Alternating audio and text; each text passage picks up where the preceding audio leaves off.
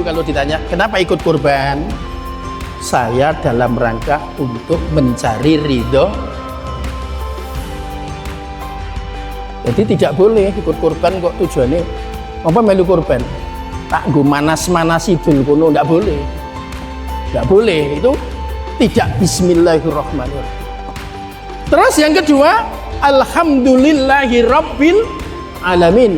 Itu disebut sebagai ayat action.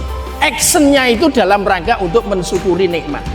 Jadi kalau kita berkegiatan sholat, zakat, ikut kurban, kita niatkan dalam rangka mensyukuri nikmat Allah, sehingga kata-kata fasholli li rabbika wanhar semata-mata mensyukuri nikmatipun Gusti.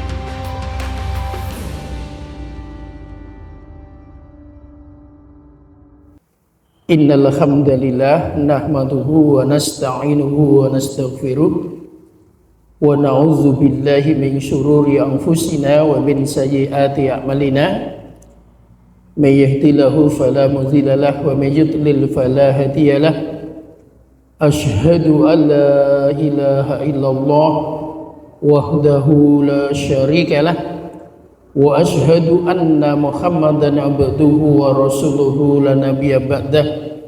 Allahumma sholli ala Muhammadin wa ala alihi wa sahbihi ajma'in, amma ba'du. Pak serta ibu-ibu jamaah kajian rutin Masjid Agung Dr. Wahidin Sudirosodo, Selasa malam Rabu ba'dal maghrib sampai isya yang kami hormati. Alhamdulillahirabbil alamin, kesempatan pada malam hari ini kita masih diberikan kekuatan, taufik serta hidayahnya oleh Allah sehingga punya kesanggupan untuk melaksanakan sholat maghrib berjamaah, dilanjutkan kajian sampai menjelang sholat isya. Pada saat ini kita berada di sebuah bulan yang dimuliakan. Jadi dalam satu tahun ada 12 bulan dan ada 4 bulan yang disebut secara khusus, yaitu Dzulqa'dah, Dzulhijjah, Muharram dan Rajab. Nah sekarang kita berada di bulan Dzulhijjah, termasuk yang disebut oleh Allah sebagai bulan yang dimuliakan. Di bulan Dzulhijjah ini ada 3 peristiwa besar. Yang pertama yaitu sholat hari raya Idul Adha. Yang kedua penyembelihan hewan kurban. Dan yang ketiga adalah ibadah haji. Bahkan Nabi menyatakan orang yang bisa beramal di 10 hari di awal bulan Dzulhijjah.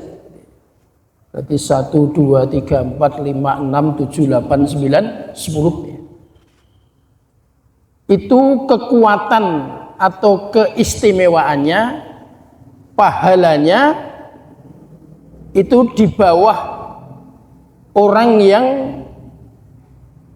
pergi dengan nyawa dan hartanya, tetapi yang pulang hanya namanya, atau dikatakan tidak ada sesuatu yang kembali, artinya tinggal nama. Itu yang sering disebut dengan mati syahid. Nah, melaksanakan amalan di 1 sampai 10 Dzulhijjah itu pahalanya ten ngisor ini sidik. Karena yang terbesar tetap yang syahid. Ibu-ibu beserta bapak yang kami hormati, kita perlu di bulan Dzulhijjah awal ini minimal melaksanakan yang disebut dengan zikir. Beberapa ulama menyatakan zikir di awal bulan Dzulhijjah itu mengacu kepada surah Al-Baqarah ayat 152 juz 2. Ini yang hadir banyak yang hafal 2 juz, 3 juz, 4 juz, 5 juz, alhamdulillah. Di juz 2 itu di ayat 152 dinyatakan begini. A'udzubillahi minasyaitonirrajim. Bismillahirrahmanirrahim. Fadhkuruni adzkurkum washkuruli wala takfurun. Ya. Jadi Allah menyatakan, maka ingatlah kepadaku, aku akan ingat kepada kamu semua. Jadi kalau kamu semua ingat kepadaku, kepada Allah, aku ingat kepada kamu semua. Dzikir. Dan untuk ingat ini, ya, kita bisa menerapkan dzikir bil qalbi dengan hati kita, atau dzikir bil lisani dengan lisan kita, atau dzikir bil amali dengan amalan kita, dan bisa dengan dzikir bil akli dengan pemikiran kita. Maka di bulan Dzulhijjah ini walaupun diam, hendaknya tetap merenungkan tentang kejayaan Islam, bagaimana supaya Islam jaya. Lisan kita tentu saja membaca Al-Quran, ya. Bahkan Umar bin Khattab, ya. Umar bin Khattab itu menjelaskan kepada orang-orang yang berada di pasar di bulan Dzulhijjah itu sampai, ya, takbir, ya, takbirnya itu sampai diajarkan di pasar-pasar itu supaya orang-orang mengagungkan asma Allah. Ya. Kalau kita ini berani mulai tanggal 1 orang yang di pasar itu kita ajak apa? Takbir. Allahu Akbar. Wah, semangat itu. Iya. Wani napa mboten. Jawab iki rikuh. Kadosipun kok kirang sekeca. Ya enggak semuanya gitu ya. Ya harusnya kita berani. Jadi sebagaimana para wali itu sukses menyampaikan Al-Quran, tuntunan Islam, karena para wali itu berdasarkan buku. Jadi ada sebuah buku berjudul Fakta Terbaru Wali Songo, ya, Fakta Terbaru Wali Songo. Ternyata Wali Songo itu sukses dengan cara 1 kendel, 2 halus, 3 telaten, 4 pemaaf. Jadi kendel. Memang Al-Quran itu harus kita sampaikan. Kita tahu bahwa ada perbedaan khusus antara Nabi kita dengan Nabi sebelumnya. Nabi sebelumnya itu hanya untuk kaumnya.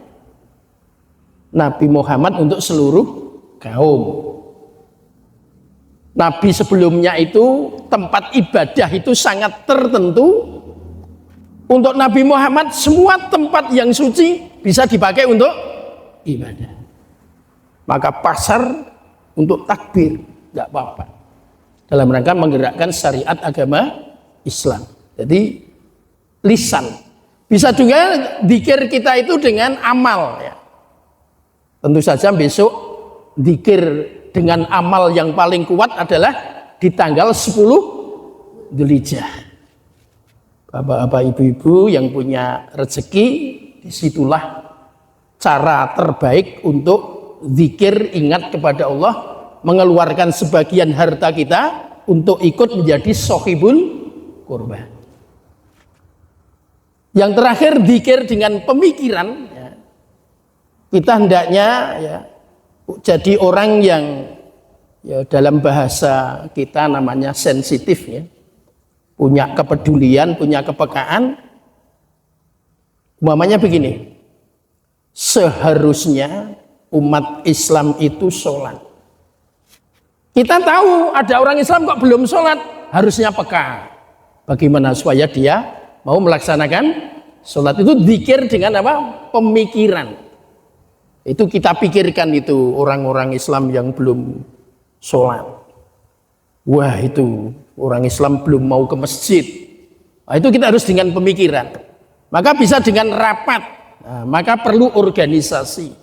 Kalau masjid ya namanya takmir masjid. Salah satu tugas takmir masjid itu ya rapat mikir ke sing rung salat ben gelem salat. Iya. Dinengke mawon nggih. Dugi dipun sowaning Israil tetep mboten saged napa? Mboten saged la ilaha illallah. Nah, fadkuruni adkurkum. Jadi, yang kedua washkuruli, kita harus menjadi orang-orang yang rajin bersyukur sehingga apapun yang kita laksanakan itu dalam rangka mensyukuri nikmat Allah. Jadi kita hafal surat Al-Kautsar ya. Mari kita baca bersama-sama supados mboten ngantuk saking ta'awud monggo. A'udzu billahi minasyaitonir rajim. Bismillahirrahmanirrahim. Inna a'tainakal kautsar fasholli li rabbika wanhar. Inna syani'aka huwal abtar. Nggih. Biyen latihan Iqra niku ngangge ngeten-ngeten ben boten kleru dawa cendhake gitu. Ibu-ibu beserta bapak yang kami hormati, surat Al-Kautsar ini termasuk surat yang ada asbabun nuzulnya. Asbabun nuzul itu sebab musabab, latar belakang historis ayat turun. Sebelum ini turun, banyak terjadi peristiwa orang-orang yang menjelek-jelekkan dengan lesannya kepada Nabi, menyatakan bencinya kepada Nabi. Di buku Asbabun Nuzul dikatakan ada 7 pendapat sebelum turunnya surat Al-Kautsar itu. Salah satunya mengatakan bahwa ada orang yang senang menjelek-jelekan Nabi dengan kata-kata aku benci gitu. Maka turun surat ini. Diawali dengan apa? Menjelaskan nikmat Allah kepada kita. Jadi kita ini mendapat nikmat banyak sekali, yang banyak tidak hanya jumlahnya tetapi juga macamnya. Mas Nurwiji yuswanipun napa sampun wonten 60 tahun. Berarti pun pikantuk nikmat itu 60 tahun. Tur nikmate mboten mung werna siji, akeh banget. Saged mendengar, saged melihat, saged merasakan. Berarti sudah banyak karena sudah lama dan apa? Bermacam-macam. Bahkan ibu-ibu ini nikmat yang diberikan kepada panjenengan sedaya, jenengan nek ten pawon di dapur, begitu akan memasak jipang, ibu-ibu sudah langsung tahu bumbunya ini dan ini, gitu. Ibu-ibu juga bisa membedakan merica dan tumbar, gitu. Wah, nek iso. Bisa mbedake lombok ijo ro lombok apa? Iya. Begitu ada lele itu harus dimasak apa? Ibu-ibu sudah langsung pinter. Bumbunya ini dan ini. Begitu dicicipi asin langsung paham. Tambah gula. Kemanisan tambah garam. Itu sudah pinter karena dapat nikmat dari Allah. Tidak sedikit orang yang tidak bisa membedakan antara iya. Lho nek piantun sing boten paham niku jenang karo lem niku ra iso bedake kok, Pak. Iso didahar sedaya niku. Nah, karena apa? Kita ini termasuk mendapatkan nikmat dari Allah. Kalau kita sudah menyadari dapat nikmat dari Allah, maka Allah menyatakan fasholli li rabbika.